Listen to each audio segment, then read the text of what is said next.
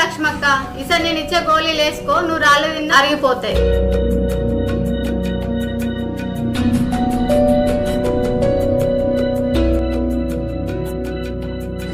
నమస్తే డాక్టర్ పిల్ల.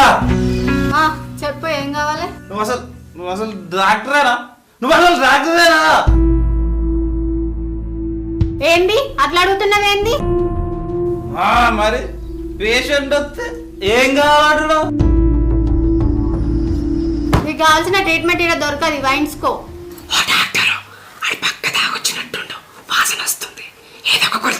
లక్ష్మక్క రోజు వస్తాడక్క, బగ్గ తాగొస్తాడు.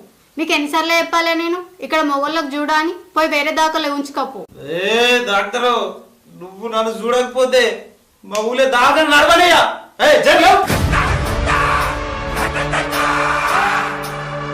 ఏంది ఏమైంది చెప్పు. ఏమైందా? అందరూ పొద్దుగా లేవగానే ఏడిపోతారు. ఏడిపోతారు? బాత్రూమ్ పోతారు. మరి నేనేంది వైన్స్ పోతున్నా? అది నీ కర్మ, నేనేం చేయాలి? అది ఇప్పుడు లైన్ లోకి వచ్చినావు. ఏం చేయన్నా? నన్ను నన్ను లవ్ చేయాలి. ఏయ్, నీకు ఎన్నిసార్లు చెప్పాలి? తలకే పని చేస్తలేదా? రోజు వచ్చి ఎందుకు ఇట్లా టార్చర్ చేస్తున్నావు?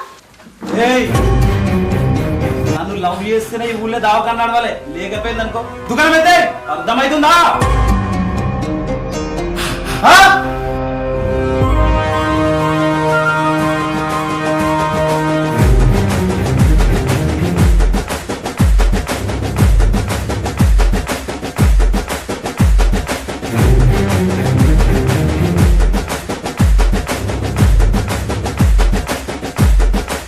కాదమ్మా, వాడు అంతగానం ఎక్కువ చేస్తుంటే ఎందుకు సప్పుడుగా టూకుంటున్నావు? ఏం చేయమంటావు లక్ష్మక్క? ఇప్పుడు నువ్వు చూసినావు కదా, వాడు ఇప్పుడే కాదు 5-6 నెలల నుంచి అట్లనే చేస్తు. అవునా? అసొంటి అప్పుడు ఎందుకు ఊకుంటున్నావు? పట్టుకుని నాకు దండపోయిన చిల్లర పడకావుని. నేను ఆడపిల్లని, ఏం చేయమంటావు చెప్పక్క?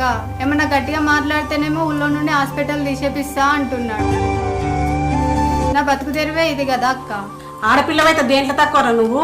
ఆయన దవాఖాన తీపియనికి వాడవాడు. మేము ఊరంతా కలిసి పెట్టించుకున్నాం. వానికేంద్ర నువ్వు భయపడేది? పని పాట లేని చెత్తముండ కొడుకు.